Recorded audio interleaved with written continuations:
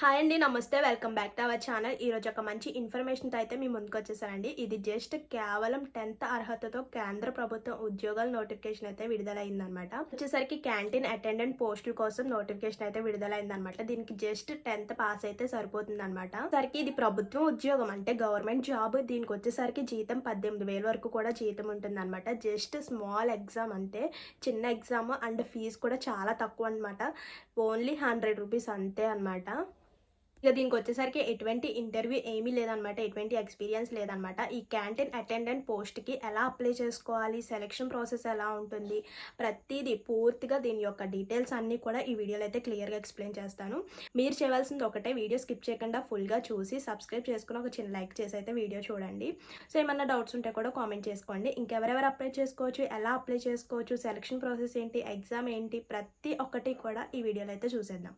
ఇంక చూస్తే దేశంలోని నిరుద్యోగ యువతకు మరో మంచి అవకాశం అయితే వచ్చేసింది.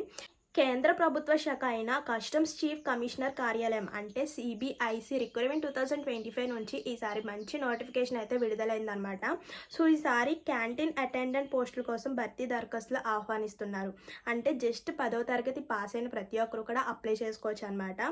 సో ప్రభుత్వం ఉద్యోగంతో పాటు మనకి ఒక మంచి శాలరీ, అలాగే సెక్యూరిటీ జాబ్, సో ప్రతి ఒక్కటి కూడా చాలా అంటే చాలా బాగుందన్నమాట. ప్రభుత్వ ఉద్యోగంతో పాటు మనకి మంచి శాలరీ, అలాగే సో ఎక్స్ట్రా బెనిఫిట్స్ కూడా ఉంటాయి అన్నమాట. లైఫ్ సెక్యూరిటీ కూడా ఉంటుందన్నమాట. సో ఇలాంటి ప్రభుత్వ ఉద్యోగాన్ని అయితే అసలు మిస్ అవ్వద్దు. ఈ ప్రభుత్వ ఉద్యోగం కోసం age limit, salary details, selection process, application process ఏంటో చూసేద్దాం. ఇంక ఈ పోస్ట్ యొక్క డీటెయిల్స్ చూసుకుంటే ఈ సంస్థ పేరు వచ్చేసరికి కస్టమ్స్ చీఫ్ కమిషనర్ కార్యాలయం అనమాట. పోస్ట్ పేరు వచ్చేసరికి క్యాంటీన్ అటెండెంట్ పోస్ట్ అనమాట. మొత్తం ఖాళీలు 22 ఖాళీలు అయితే ఉన్నాయన్నమాట. అప్లికేషన్ ప్రాసెస్ వచ్చేసరికి ఆఫ్లైన్ అంటే పోస్ట్ ద్వారా పంపించాలన్నమాట. దరఖాస్తు ప్రారంభం వచ్చేసరికి సో ఇప్పటికీ ప్రారంభం అయిపోయింది అనమాట. మనకి చివరి తేదీ అంటే ఎప్పటి వరకు టైం ఉందో చూసుకుంటే సో November 16th వరకు కూడా టైం ఉందన్నమాట. ఇంకా చాలా డేస్ ఉంది కదా అని లేట్ చేయొద్దు. సో November 16th లోపల వెంటనే కూడా పోస్ట్ ద్వారా మీ అప్లికేషన్ అన్నది పంపిస్తే వెంటనే కూడా ప్రభుత్వ ఉద్యోగం అయితే వచ్చేస్తుంది. నెక్స్ట్ ఈ పోస్ట్ యొక్క అర్హత, ఎడ్యుకేషన్ క్వాలిఫికేషన్ చూసుకుంటే ఈ పోస్ట్కి దరఖాస్తు చేసుకోవాలంటే అభ్యర్థి కనీసం 10వ తరగతి పాస్ అయి ఉండాలి. అంటే ఏదైనా గుర్తింపు పొందిన బోర్డు నుండి పాస్ అయి ఉండాలన్నమాట. దీనికంటే ఎక్కువ అర్హత ఉన్నవారు కూడా అప్లై చేసుకోవచ్చు, కానీ మినిమం 10th క్లాస్ పాస్ అయి ఉండాలి. సో నెక్స్ట్ ఏజ్ లిమిట్, దీని యొక్క ఏజ్ లిమిట్ చూసుకుంటే 18 to 25 ఇయర్స్ అనమాట.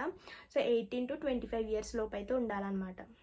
కేంద్ర ప్రభుత్వం నుంచి SC, ST, OBC and PWD వాళ్ళకి వయసు రాయితీ కూడా ఉందన్నమాట. అంటే వాళ్ళు 40 సంవత్సరాల లోపు ఉన్న వాళ్ళు కూడా అప్లై చేసుకోవచ్చు అనమాట. ఎస్సీ, ఎస్టీ, ఓబీసీ, పీడబ్ల్యూడీ వాళ్ళు 40 సంవత్సరాల లోపు ఉన్న వాళ్ళు కూడా అప్లై చేసుకోవచ్చు. ఇంకా ఈ పోస్ట్ యొక్క శాలరీ డీటెయిల్స్ చూసుకుంటే స్టార్టింగ్ వచ్చేసరికి 18,000 నుంచి మనకి 56,000 కూడా ఉంటుంది.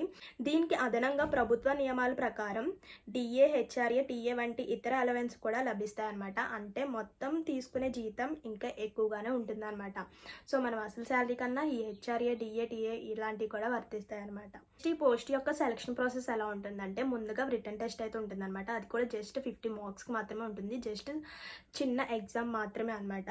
సో దానికి మల్టిపుల్ చాయిస్ క్వశ్చన్స్ అయితే ఉంటుంది. సో ఎలా ఉంటుందంటే న్యూమరికల్ యాప్టిట్యూడ్ అంటే 15 మార్క్స్కి అండ్ జనరల్ నాలెడ్జ్ సంబంధించి 15 మార్క్స్కి, ఇలా మనకి జస్ట్ 50 మార్క్స్కి ఒక స్మాల్ ఎగ్జామ్ అయితే ఉంటుందన్నమాట.